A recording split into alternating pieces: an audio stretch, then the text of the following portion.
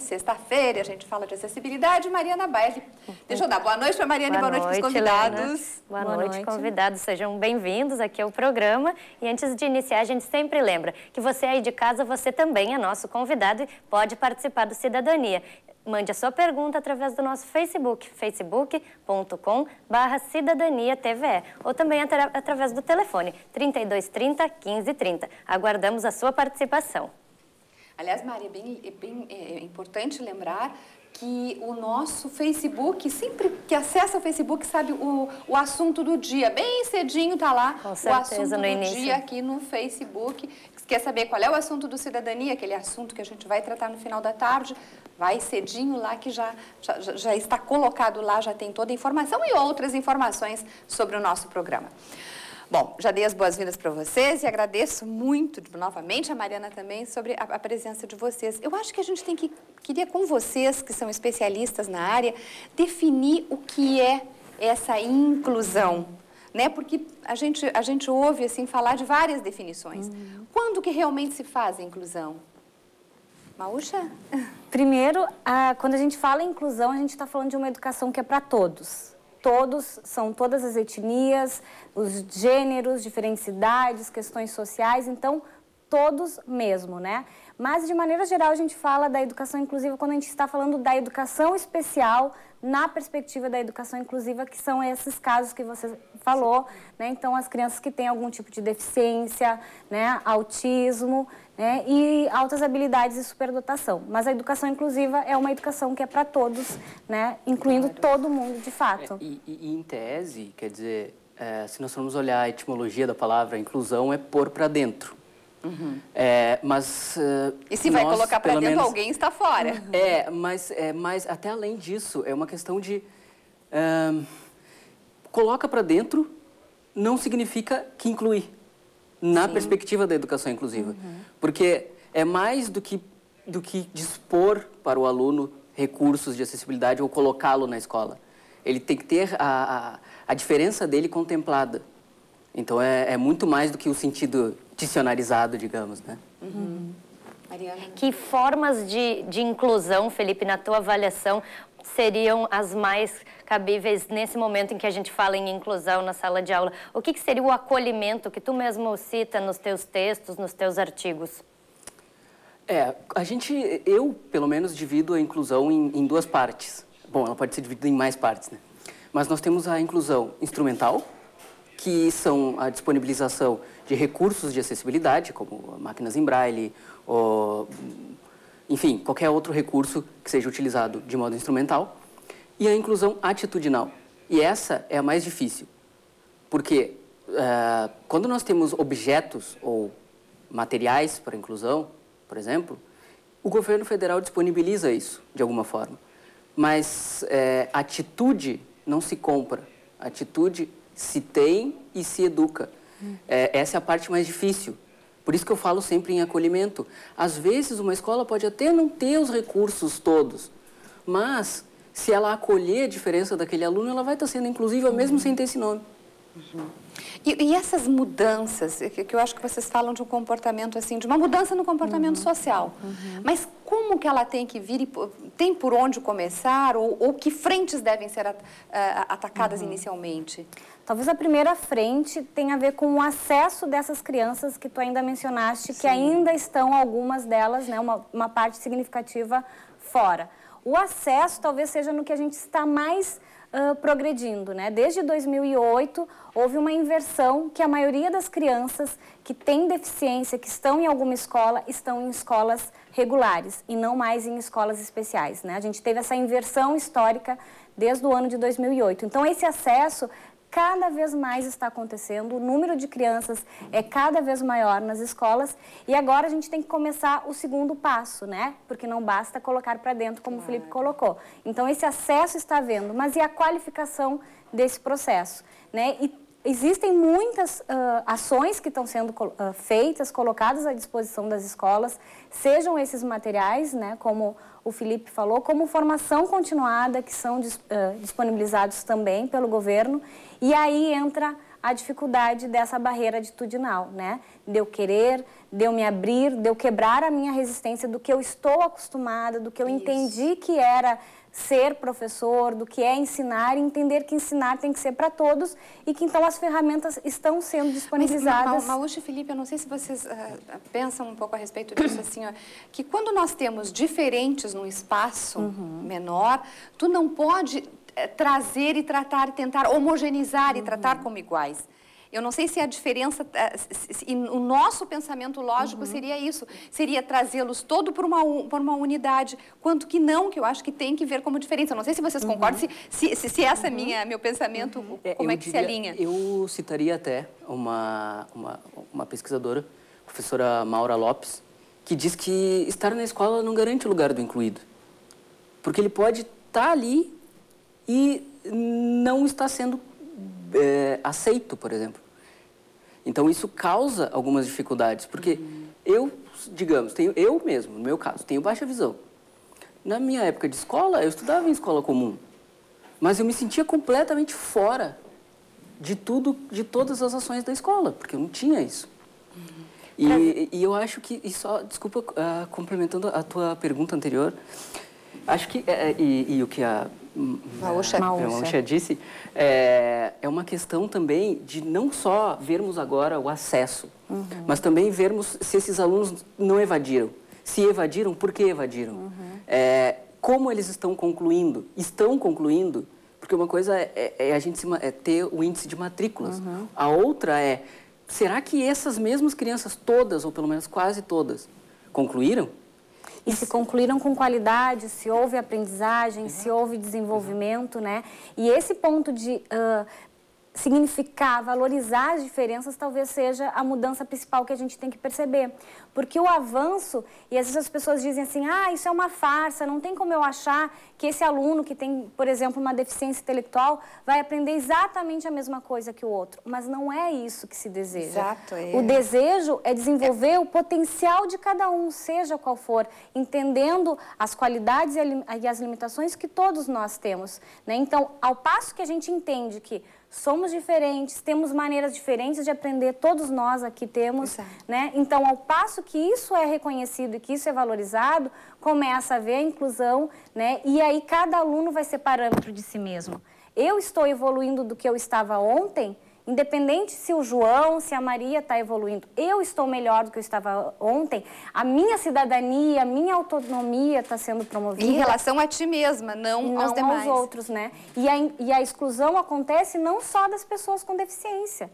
Tem outros alunos que estão na escola e que também, de alguma forma, passam por esse processo de exclusão. Era justamente isso que eu gostaria de perguntar. Muitas vezes a gente ouve falar que o aluno com deficiência apresenta um rendimento menor. Mas se a gente comparar outros alunos na mesma sala de aula, outros alunos também têm rendimento fraco. Como é que vocês avaliam isso? O aluno com deficiência em relação ao aluno sem deficiência? A experiência prática de vocês em sala de aula? Eu diria assim, em termos, por exemplo, esse número de 140 mil crianças com deficiência fora da escola, ou jovens. São dados de um nosso telejornal nacional aqui.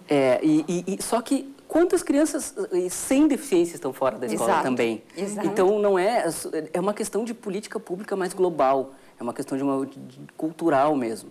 E eu acho que isso se reflete dentro da escola, né? Porque uma coisa é um aluno cego tirar 5 no boletim e um aluno que enxerga também tirar 5 neste boletim. E aí vai depender de cada professor ou de cada educador como ele vai lidar com isso. Muitos dizem, até tirou 5. Não, tudo bem, é o máximo que vai conseguir.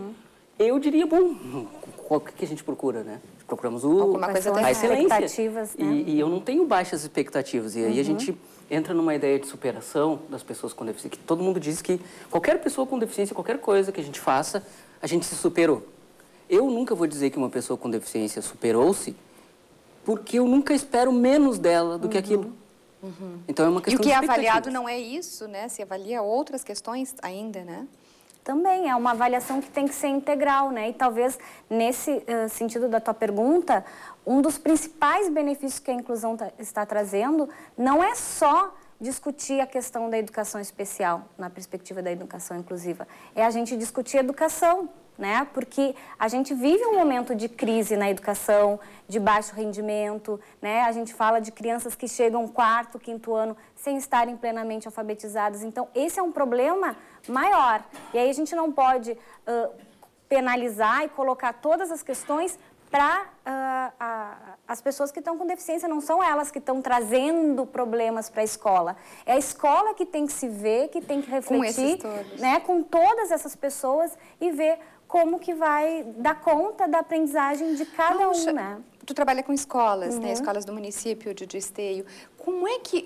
Como assim, principalmente professores que estão em sala de aula, que dúvidas que eles te trazem, que anseios que são passados a vocês? O principal que a gente percebe é quando eu vou receber um aluno com deficiência.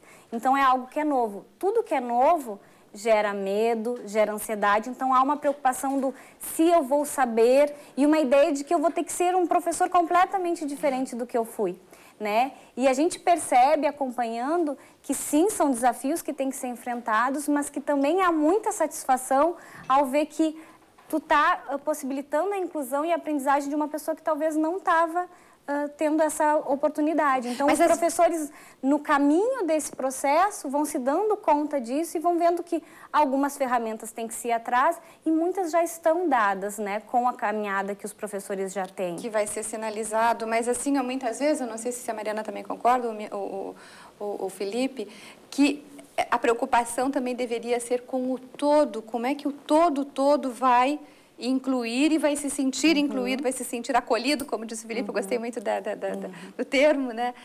Como é que o todo, porque assim, essa criança vem, mas ela não é um estranho nesse ninho, ela vai ser outra criança. E como é que os outros, eles têm essa preocupação dos outros alunos?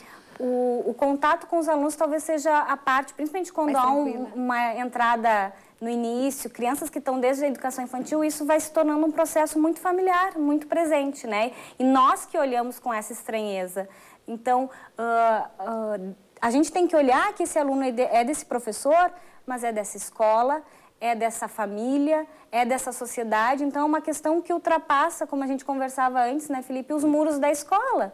É uma questão para todos nós pensarmos. E acho que também é uma questão muito interessante de as crianças estarem dividindo o mesmo espaço, porque elas já vão crescer conhecendo outras pessoas com deficiência.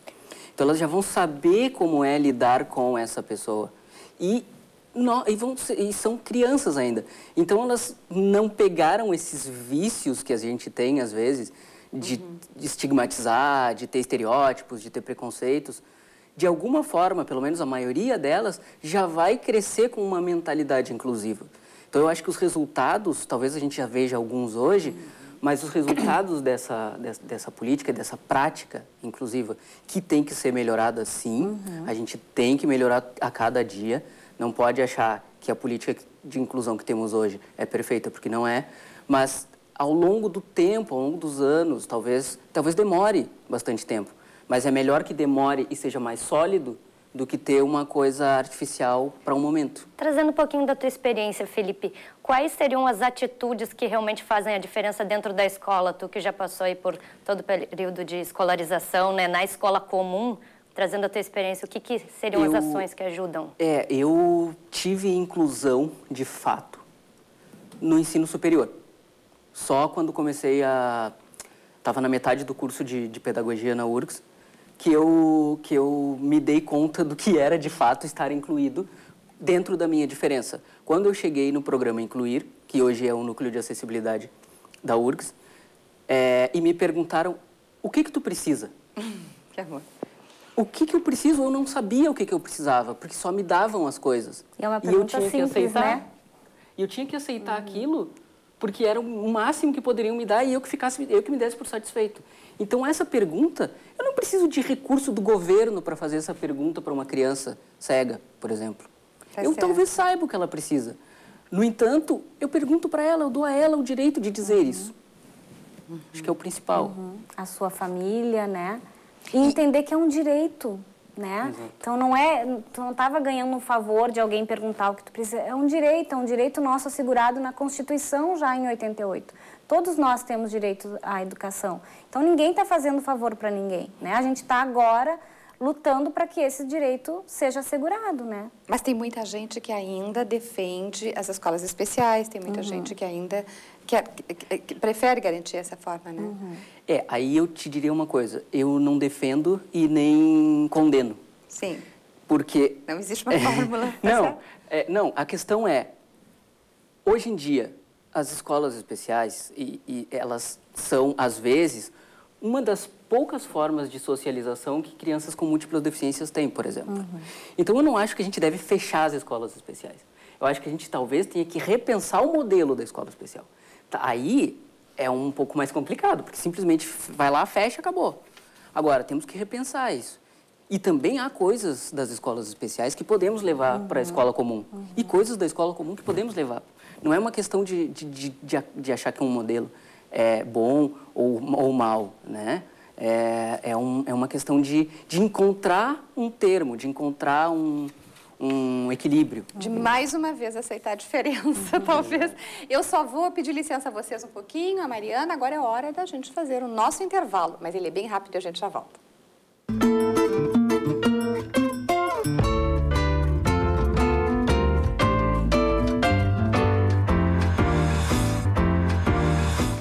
E os desafios da educação inclusiva é o assunto do programa de hoje. Para discutir esse tema, nós estamos recebendo o historiador e doutorando em educação, Felipe Leão Mianes, e a doutora em psicologia e psicóloga do Centro de Educação Inclusiva de Esteio, Maúcha Cifuentes.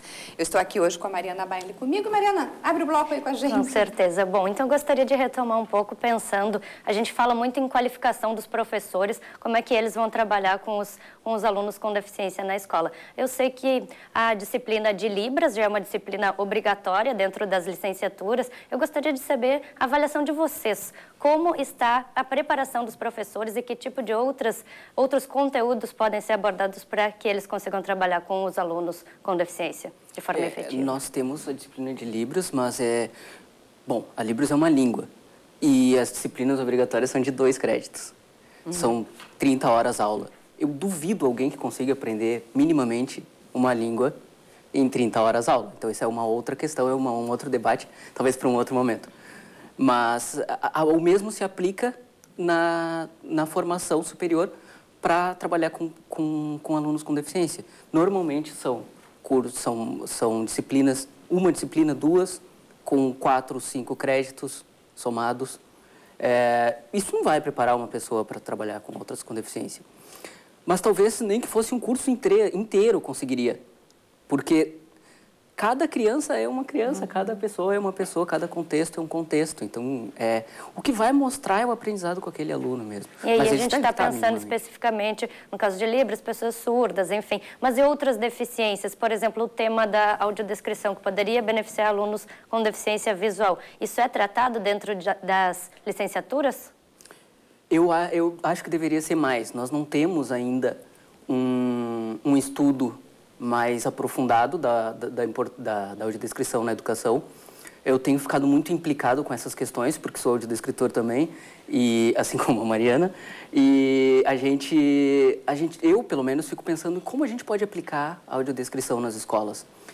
E acho que deveria, inclusive, estar nos cursos de licenciatura pelo menos uma disciplina eletiva de audiodescrição para que a gente conseguisse fazer essa... Vocês estão partindo aí da educação, né? Até da formação dos professores, claro.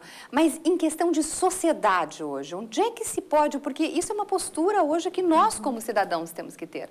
Como é que vocês que estão estudando isso, né? Que não sei o motivo que levaram o interesse todo, assim, mas como é que se pode mudar esse comportamento na sociedade? Talvez o importante é que a escola, apesar dela não resolver todas as questões e ter que se ampliar essa discussão para fora desses muros, mas a escola já né, falar em educação inclusiva já é um ponto muito importante da sociedade, porque é uma coisa que toda criança faz, né, passar pela escola. Mas, para além disso, é nessa discussão de hoje, é na conversa que se tem lá com a vizinha, quando se vê um programa na televisão, é começar a se falar sobre esse assunto, entender dessas leis, desses direitos, começar a se olhar de outra forma, né? E cada vez mais a gente vê, é no banco, é no metrô, quanto as leis estão começando Exato. de muito, né? Uma sementinha, né? Da gente ver que os novos prédios têm que ter uma arquitetura pensando em todo mundo, né? E mesmo nós mais velhos vamos ter também problemas de locomoção, né? Não é algo exclusivo da deficiência. Então, eu acho que é a conversa, é a reflexão para a gente começar a mudar a nossa postura, o nosso olhar, para não ter esse estranhamento. E quando se passa a não ter um lugar que é de segregação dessas questões, a sociedade passa a se obrigar também a olhar para isso na fila do mercado, na esquina, e aí ter que parar para pensar, bom, qual é a minha opinião, o que eu acho, como é que eu me coloco diante desse assunto, né? Sair desse si mesmo. Felipe, tu esteves... Deixa eu só te emendar uma pergunta, porque eu não posso perder essa, assim, eu sei que tu pode falar a tua pergunta, mas tu estivesse agora na Espanha, tu está fazendo teu doutorado, o que tu trazes de lá, que experiências que são boas, que talvez se pudesse aproveitar aqui nesse sentido, nesse assunto aqui? Eu acho que eu consigo te responder as duas coisas ao mesmo tempo. Porque, assim, às vezes a gente diz, e os últimos acontecimentos da nossa sociedade têm mostrado isso, o preconceito está aumentando na sociedade. Eu não acho que ele esteja aumentando, eu acho que ele esteja ficando aparente. Certo. Porque os fatos estão se sucedendo e as pessoas com deficiência, negros, pessoas em situação de vulnerabilidade, estão aparecendo mais, estão circulando mais pela sociedade, estão ocupando cargos de destaque, como o caso da Mariana, por exemplo. Então, acaba havendo uma concorrência também. Aquele estranho, ele não é só o pobrezinho mais, ele é um concorrente. Então, isso também ajuda a emergir o preconceito, que com as pessoas com deficiência, às vezes, é muito mais velado do que de outras formas, porque não é socialmente aceitável tu chamar um cego de qualquer coisa. Não vou nem dar ideia aqui, Sim. Mas isso foi o que mais me tomou da minha estada lá em Barcelona, do meu doutorado sanduíche, foi o fato de eu andar nas ruas e não sentir que as pessoas ficavam me olhando como se eu fosse um estranho, ou com olhares de piedade. Eu era simplesmente mais uma pessoa circulando pela rua. Bacana. E eu me sentia em paz lá. Sem responder perguntas diariamente sobre questões da deficiência que talvez as pessoas... Seria bom para elas se esclarecerem, mas o modo como elas fazem já vem embutido um preconceito. E isso lá não existe. E assim, quando eu cheguei para estudar, eu entrei na sala do laboratório onde eu ia fazer meus estudos e já havia quase que um estúdio montado para mim com um computador, com material ampliado, uma impressora em braille, Então, tudo já estava ali adaptado. Eu não precisei pedir. E eu perguntei, mas o que é isso? Eu nunca tinha visto isso. Estranho. Não, eu sei que tu tem... A minha orientadora disse, eu sei que tu tem deficiência. Então, antes de tu estar aqui, é óbvio. Ela disse, isso é óbvio. Não é óbvio. Pelo menos para nós não é óbvio. Claro, então temos Era tido como algo natural. Era justamente sobre isso que eu gostaria de perguntar para vocês. Aqui dentro das escolas, nós temos ainda a configuração de um aluno com deficiência. Tem a aula junto com os outros alunos, mas é atendido no turno inverso, na sala de recursos. Ainda é muito difícil para os professores conseguirem planejar e organizar uma aula que atenda a turma toda no mesmo ambiente. O que acontece que esse aluno precisa ainda ser atendido no turno inverso? Esse é talvez o principal desafio, independente da questão do atendimento no turno inverso, que é o atendimento educacional especializado que se dá nas salas de recursos. Esse é um desafio não só para a criança com deficiência, né? Planejar e ter um olhar individualizado para cada aluno deveria ser, né, o trabalho cotidiano do professor, e é um desafio enorme, né? O atendimento educacional especializado é para dar conta de outras questões, para elaborar recursos, né, para poder ver, bom, como é que esse aluno que tem baixa visão enxerga, como é que eu vou ter que ampliar esse material, é para adaptar o que é necessário para a criança poder estar bem em sala de aula.